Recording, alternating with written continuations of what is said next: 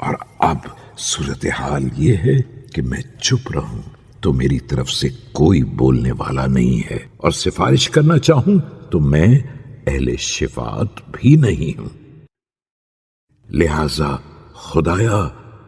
محمد و آل محمد پر رحمت نازل فرما اور میرے گناہوں کے بارے میں اپنے کرم کو شفیع بنا دے، اور میری برائیوں کی طرف اپنی معافی کا رخ موڑ دے۔ مجھے اپنے عذاب کی سزا نہ دینا، اور مجھ پر اپنے دامن کرم کو پھیلا دینا، اور مجھے اپنی چادر رحمت میں چھپا لینا، اور میرے ساتھ اس صاحب عزت جیسا برتاؤ کرنا جس کے سامنے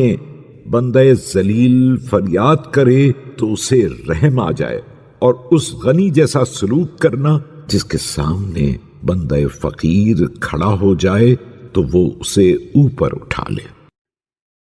خدایا میرا کوئی محافظ نہیں ہے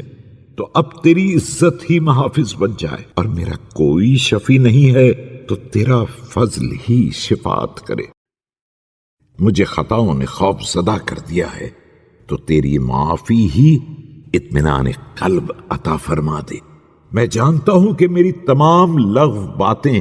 اس بنا پر نہیں تھیں کہ میں ان کے بدترین انجام سے باخبر نہیں تھا، یا تمام غلطیاں اس لیے نہیں تھیں کہ میں گزشتہ قابل مذمت اعمال کو بھول گیا تھا، بلکہ میں تو یہ چاہتا ہوں کہ آسمان اور اہل آسمان اور زمین اور اس کے رہنے والے اس ندامت کو سن لیں جس کا میں اظہار کر رہا ہوں،